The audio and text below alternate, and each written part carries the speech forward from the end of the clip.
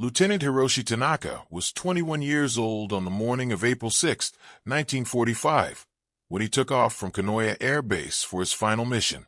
His target, the American destroyer USS Loitsa, part of the massive fleet surrounding Okinawa. He had been flying for 3 hours, his hands cramping on the controls, his eyes scanning the endless blue ocean below. Then he saw them, dozens of gray ships scattered across the water like toys in a bathtub. His heart began to race. This was it, the moment he had trained for, dreaded, and tried to accept for the past 6 weeks. There would be no turning back now. Hiroshi positioned his Mitsubishi Zero for the attack run, climbing to 3,000 meters to begin his dive. His instructor's voice echoed in his memory. 45 degrees. Aim for the base of the ship. Do not hesitate. His hands were steady now. All the fear crystallized into a strange calm. He thought of his mother's face, his kid sister Yuki, who was only 12 years old. He pushed the control stick forward. The nose of the Zero dropped, and the world tilted violently. The ocean rushed up to meet him with terrifying speed. 10 seconds remaining. 9 seconds. The wind screamed past his canopy, a high-pitched shriek that drowned out the engine noise. The Zero vibrated violently as it accelerated. Hiroshi's teeth rattled. His vision blurred from the G-forces. The destroyer grew larger and larger in his sights. He could see its deck now, see tiny figures of sailors running, see the anti-aircraft guns swiveling toward him. His hands ached from gripping the control stick. Every instinct screamed at him to pull up, to abort, to choose life over death. But he held the dive. He had to. For the Emperor. For Japan. For honor. For all the lies they had told him that no longer mattered, because it was too late to turn back.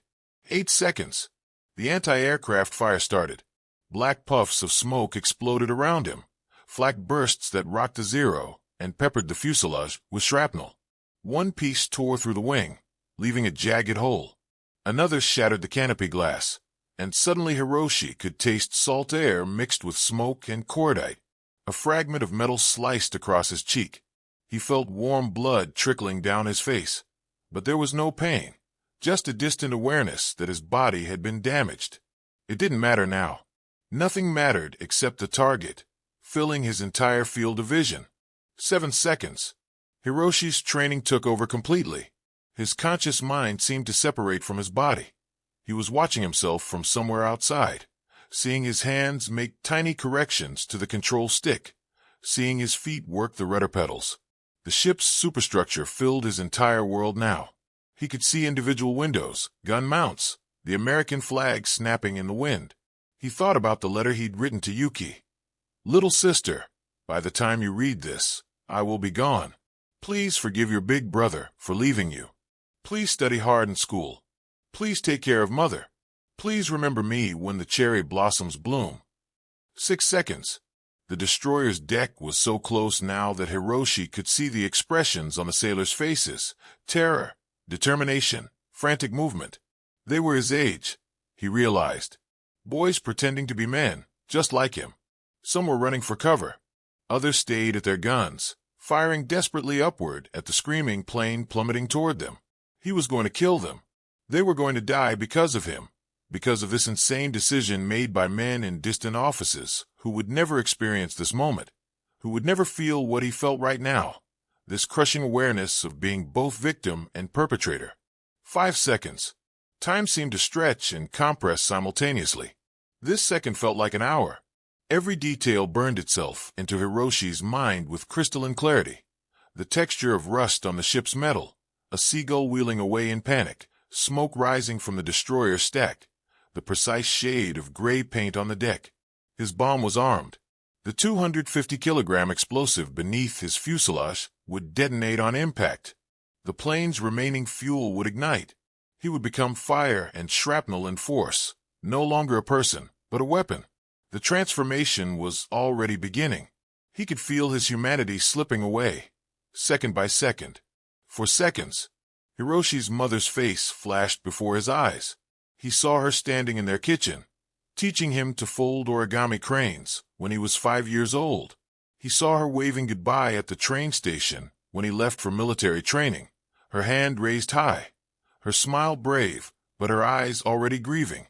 He saw her receiving the notification of his death, folding to her knees, the letter falling from her hands. "I'm sorry, Mother," he whispered, though his words were torn away by the wind. "I'm so sorry." His finger found the trigger for his machine guns. In these final seconds, he fired, not because he wanted to kill, but because it was expected, because his training demanded it, because he had to complete every part of the mission, even though the mission was insane. 3 seconds. The destroyer's deck filled his entire vision now. There was nothing else in the universe except gray metal rushing toward him at 500 kilometers per hour.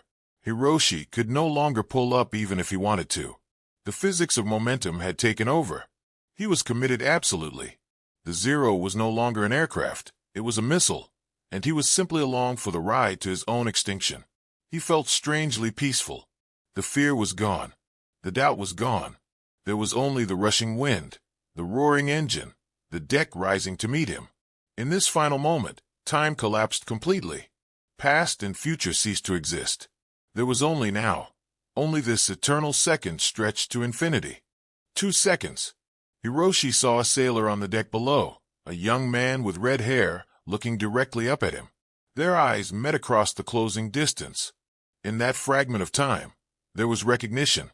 2 young men, both terrified, both caught in a machine far bigger than themselves, both about to die.